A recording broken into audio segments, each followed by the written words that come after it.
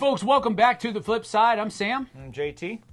And this is our top 5 nature-themed games. Now, we've already recorded our bottom 5. It was on the Dice Tower. And hopefully, you just jumped right on over here after watching that. Yep. So this is going to be a continuation. This is our numbers 5 through 1 of our nature-themed games. Now, you said that gardening was not nature. Not supernaturing. Naturing, not supernature. Sure. I think it is. I think it's very natural. It's a very nature-filled thing. Yes, humans are part of it because you're cultivating the earth. You're bringing forth what nature normally does. And man is kind of in control of it, but it is still nature doing its job. Can I play devil's advocate? You just wiped out some nice habitat to create your farm. No, I'm just kidding. Nuh-uh. But with Earth Day coming up right around the corner, we yep. thought Nature Thing Games would be awesome. Perfect for this way week. to ring in Earth Day. Yep. Can you ring in Earth Day? You sure can. Sure? Yep. Take 2 rocks and bang them together. That would be clocking. Or ringing. Ringing in Earth Day. That's what we're doing. All right. Well, let's get to it. Numbers 5 through 1 coming up. All right. My number 5 is another gardening game. Oh, no. This one is from Osprey Games, and it is called Samurai Gardener. Okie dokie. Samurai Gardener. This is a card or / tile placement game. It's card. It's not tiles, but the category is card / tile placement. And where you're taking cards that are split up into 6 different parts. And each part will have a different kind of element. There are 4 different elements. There are like, I don't remember the actual names of them. There's like koi ponds. There's like walkways, paths. There's like a patio type thing. And then there are like gardening areas, like green. So you're not actually planting samurai seeds and watching samurais grow up. No, that's not how that works. No, we don't. We're not planting samurais. We're building like Japanese gardens. Kind of think like Mr. Miyagi and Daniel-san in his backyard, just making those real nice, picturesque, nature-y looking, like just humble abode. You just want to sit there and be peaceful. Nature in a house. That kind of thing, exactly. And so that was a jab, I felt like. That was a jab. He got it. He got it in there. Anyway, it's a really cool game where you're trying to put these cards in such a way where you have to overlap them by at least 1 space. And you're trying to get them in the same element in rows, in a row, 3 or 5 spaces long. And once you get a 3 space long, you can score that for a number of points. Can't remember how many. But you can add to it, and now you have 4, so you can score it again. But you can't score the same element until you've scored all 4 of the elements once. Oh, so whenever you score an element, you flip that down. I've scored that element. And now you have to score one of the other 3. And once you've scored all 4 elements, now you can go back and start adding to the other ones and score those again. So if you add that 4th card before you score it again, you don't get to score it. That's correct. Nice. That is correct. Nice. And it's a race to 25 points. So whoever can get to 25 points first wins. It's a really fun game, and it's a really fast game as well. So I just really have enjoyed it. That's why it's my number 5. All Samurai Gardener. Him and his farming games. Viticulture's next. No. Well, that's a wine game, not a nature game. You're farming wine, farming grapes. All right, anyways, fair. You're farming grapes, and you're using the grapes to make wine. You're not farming wine. Delicious. Anyways, my number 5 is a game about birds. I couldn't make this list without putting this game on it. A game called Wingspan. I knew it was coming. So, for those of you that haven't watched the first 5, the bottom half of this, I had a whole bunch of Take That games on there. It's kind of this theme that rolls through nature games, apparently. I never even thought about that. My theme has changed now. In Wingspan, you're creating a tableau basically, of all these different birds with different abilities, and you're collecting eggs and collecting these birds in different biomes, in 3 different biomes: the water, the grasslands, and the forests. And every time you activate one of those rows, you get to activate all of the abilities on the birds, but you're just trying to make the most points. And the birds are very pretty, and they have very interesting statistics about them. There's a lot of things about the wingspan of birds, whether they can be eaten and tucked. It's all about points. But it is very nature themed, and they did a really good job, obviously collecting, I don't know, umpteen freaking different variations of birds to put in there. But there are a lot of them. But definitely, for me, that's my number 5 nature themed game. Yep, that's cool. My number 4 is... Now, I took a little bit of I stuck my neck out on this one a little bit. Leap. Yeah, I took a little bit of a leap with this one because it's about someone studying nature. Oh, goodness. Yeah. All right. That was let's hear it. I'm telling you, I just don't like That's okay. enough nature games. That's my problem. So I had to stretch on this one. But it's a really fun game, and it's a really simple game. It's by a company called Sorry We Are French. Okay. I love the company's name. Sorry We Are French. They just come out and tell you. But it's called In the Footsteps of Darwin.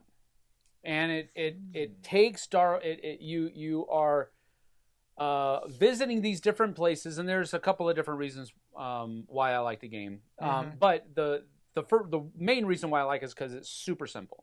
We've played Darwin's Journey. Yep. Super not light at all. Super not simple. Super not simple at all. But awesome. Yes. Very good game, but super not simple. In the Footsteps of Darwin covers the same subject matter in a family weight setting. And it's super simple, super easy to play, but it still covers all of that same source material. But on top of that, on the other side of the board, they have this like little almanac thing, and it's in the rule book, where you can go from point 1 and read about what happened at point 1 in Darwin's journey around the globe. And then you can go to point 2 and read about what happened. And it has all that in it. And I just thought that was a really cool thing. Because it's a fun game. It's a family weight game. But it also has that educational value about Charles Darwin and his trek to understand all of these different species. I just thought it was a really fun game. Yeah, it's a stretch on the nature theme. I'm glad he said species right there at the end. Otherwise, I was going to ask him, where does nature come into play? Because of all the species. All the species. All right. Fair. That's it. All right, so that's my number 4, In the Footsteps of Darwin. All right. My number 4. We haven't had any crossovers, have we? I do not think we're going to have it. Well, there maybe one. All maybe right. 2. I don't think he's played the maybe 2 one. My number 4 is a nature-themed game about the nature in the area we live, because we live in the Cascades. This is a game called Cascadia, where you are building biomes and filling them full of all these different creatures and different patterns. Yep. And that's what you're doing. You're drafting a biome tile in a creature, and then you're placing them to however makes sense. That is correct. Throughout the course of the game. I don't know how much more. Everybody kind of knows what Cascadia is, but it definitely fits that nature theme. Yep. Comes up with a nice little map when you're done, and these cool little patterns of salmon going up the streams and whatever else. So that's my number 4, a nice simple Cascadia. I agree. That's a good one. That's a super good. It's super popular. I mean, good night. Every time we bring it out to the table, sure. Especially up here in this area, and everybody up here they're not like supernaturalists or anything like that, but they're very much. But actually, nature is like so. Yeah, the area we live in, common there's a lot of of people that like hiking and trekking and all those kind of things. We got beautiful lakes and rivers and mountains. Yes, very good. Good pick, man. Good pick. About time you said it. Well, it took a while. It took a while. My number 3. This one has animals in it. Uh-oh. Well, I guess the last one had animals in it too. I'm glad.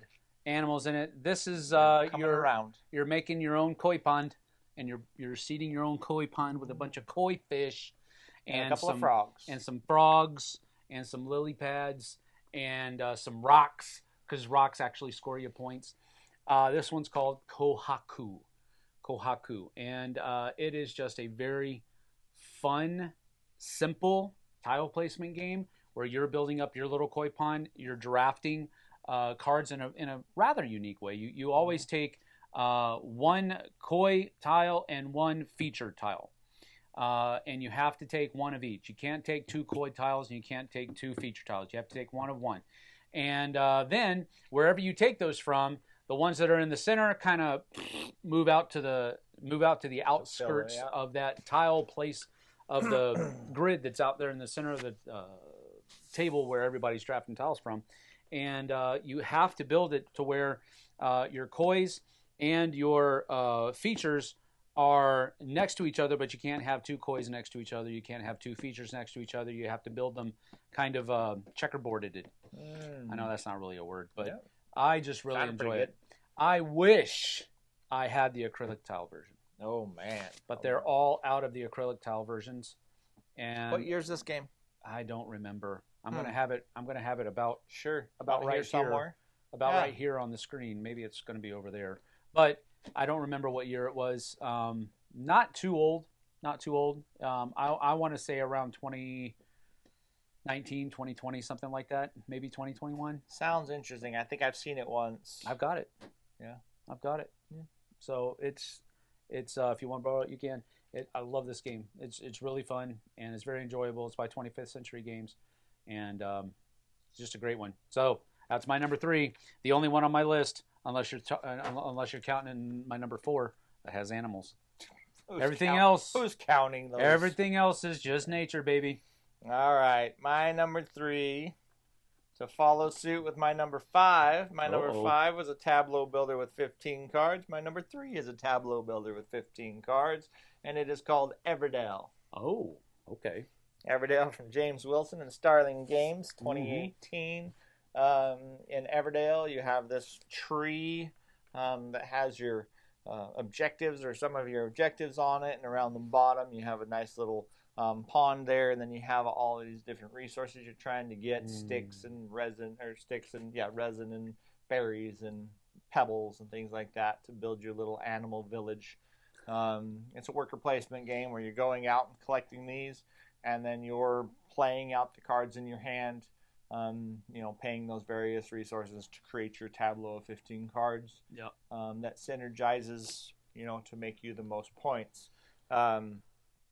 It has some cool features in it to where if you get a farm and you play a farm card down, if you have a farmer, he automatically gets to be played down for free because his building's there for him. He just jumps right in. That's where he belongs. Farming is good. But all those kind of things. That's right. They are farming. They're building a little critter village.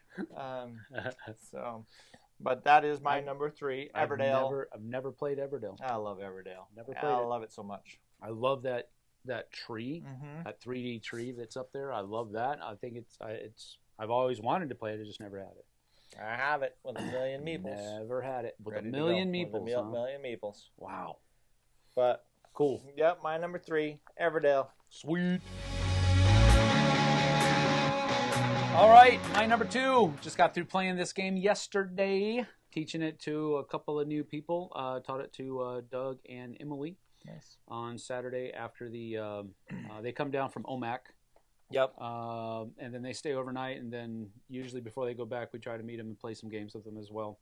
And they'd never played bonsai before, so we took it out and played bonsai. And this is all about building your own little bonsai tree. Now, again, I guess you could call it gardening. There you go. Because it's not actually in the ground. It's in a pot. You're gardening in a pot. I am. We're building koi ponds. We're gardening. Nature in a pot, baby. That's what this bamboo. That's right. What I've learned about yours is it all seems to be oriental in nature. Well, Asian, I guess. I don't know. Asian would be the better way to say. Yeah, Asian. But that is very true. That is very true. That's interesting. I didn't even realize that. Yeah, that's pretty. But a lot of the things. So I guess you like that aesthetic, though. I do like that aesthetic, and I'm a super aesthetic gamer. Yep. So I guess that makes sense. But anyway, bonsai is a great little game where you're simply cultivating your own little bonsai tree, and you're trying to put as many wood branches in there, and leafy tiles, and flowers, and fruit, and all of these different elements score points in different ways. But on the same time, you're doing meditation turns where you're taking cards and putting them into your deck, and some of those cards are going to allow you to score more points for some of the other cards that you've taken throughout the course of the game. So there's a little bit of a set collection action aspect going on there as well. But it's super aesthetic and it's super tactile because you're building your own little thing here. Yeah. And I love that. So that's why it's my number 2 great little game, Bonsai. Your number 1 better be viticulture with all these farming games. And if it's not viticulture, then you need to learn to graft grape branches onto your bonsai tree so you can make some bonsai wine. Just say I'd try it. Why not? My number 2 is a game about Earth Day. It's a game called Earth. Oh, surprise. Hey, this is my 3rd Tableau builder in the top 5. I thought this would be your number 1. Kind of crazy enough. This is my 3rd Tableau builder. Wow. And this one you're making a 4x4 grid, 16 cards. So we've added a card now. But Earth by Maxine Tardif and Inside Up Games. It's an action selection game where everybody else gets to piggyback off of your action selection. You're creating a 4x4 grid of cards. And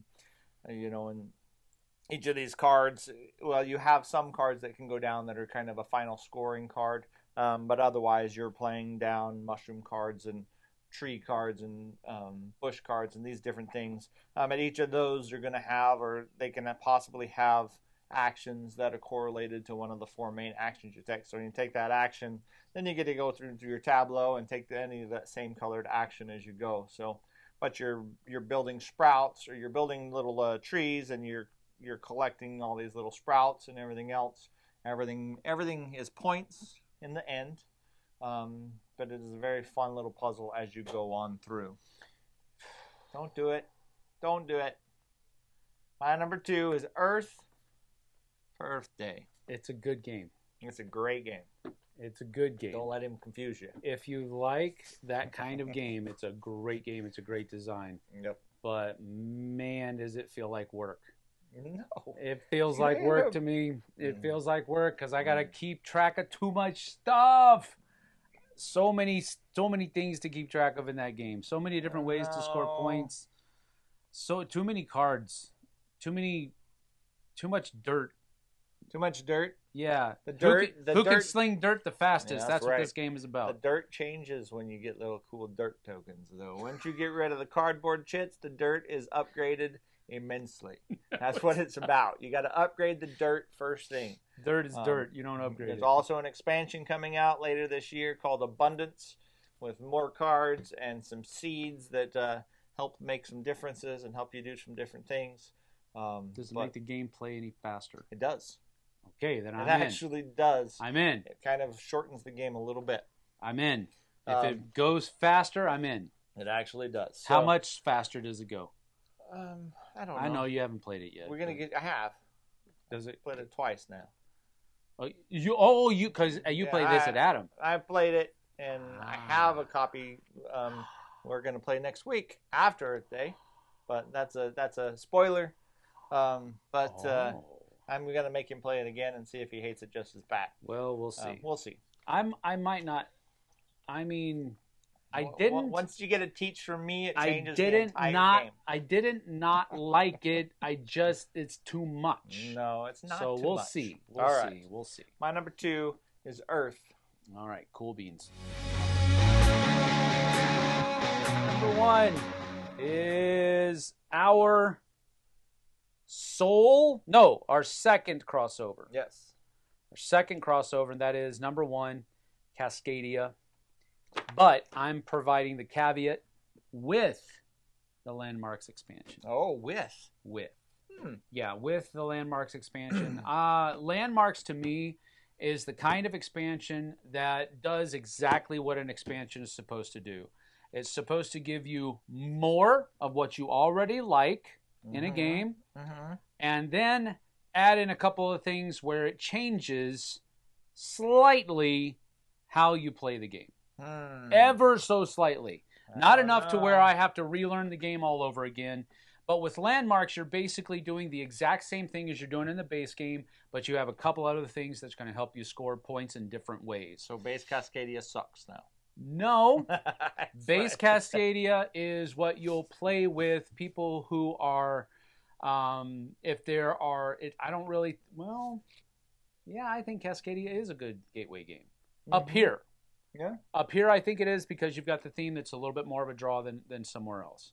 I think Cascadia is a gateway game anywhere. Well, there you have it. But I think with landmarks, I don't think you would start it with landmarks. Okay. I think if you're playing with seasoned gamers, One step up. absolutely. All right. If you're playing with seasoned gamers, because it doesn't change how you play the game, it just gives you a couple of different ways to score points throughout the course of the game. With the different landmark cards that you'll be able to take when you take those landmark tokens. Fair. So I really like it. And on top of that, the expansion adds a little bit of 3D value to it because those landmark meeples or Oh yeah. They do look pieces, cool. Yeah. they just add that 3D element to the game. I really enjoy it. It's a super good game. It's one of my wife's favorite games to play. Every time it hits the table, people enjoy it and have a great time. So my number one nature game, Cascadia, with landmarks. All right. Not without. Just with. Without. All right. My number one game. What is it? Arc Nova. Nope. No? That's a freaking zoo game. Yeah, animals. That's a zoo You've had game. zoos Now we've cultivated all over. What? I haven't had a zoo in here. You've had zoo No. almost all of your games. I have haven't been even about had animals. a human structure in here Animals, yet. animals. Yeah, Animals. but no human structures yet. All right. All right. Well, this I one have no idea This then. one technically has human structures in it. Those evil beings, evil humans. My number one is called Spirit Island. Spirit If Island. I'm going to think Oh. about something that's earthy and is nature-bound, Spirit Island is my number one. Isn't that kind of fantastical though? No. You are the spirits of the world. I got it. You're the spirits of the I world. guess. 2017, greater I than guess. games. I know. Spirit Island. You have this island, which is being invaded by these infidels, these humans, and our job is to repel them. You get to take on different spirits of the island, whether it be the spirit of the forest or spirit of the ocean or all these different spirits, and you have to figure out how to use your powers. Your tornadoes and extra vine growth and all of these things. Actually, use nature against. You're using nature against them in all of its shapes and forms. I get it. Using the creatures of the island and everything else you can against them. Yep. It's got a great theme. It's one of my favorite games of all time for sure. No. And for all of you that are playing any Spirit Island during Earth Day week, you have to play with Shifting Memory of Ages, Stone's Unyielding Defiance, Vital Strength of the Earth, or the Embered Eye Behemoth. All of those are the four main Earth. I feel like you just sent a coded message. I did. I absolutely did. Those are your four you can play with. All right.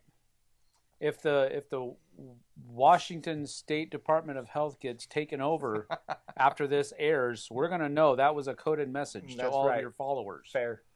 All right, my number one is Spirit Island, nature themed game. That's a good one. I've always viewed that as a very fantastical, like Disney view of nature. So I wouldn't have even thought about including that on the list, but I'll let you have it. You let me have In the Footsteps of Darwin. That's right. And all of my gardening games, so I'll be nice, I guess. Fair enough. Alrighty. Well, that is our top 5 nature-themed games. You can go check our bottom 5 nature-themed games over on the Dice Tower if you've not yet done that already.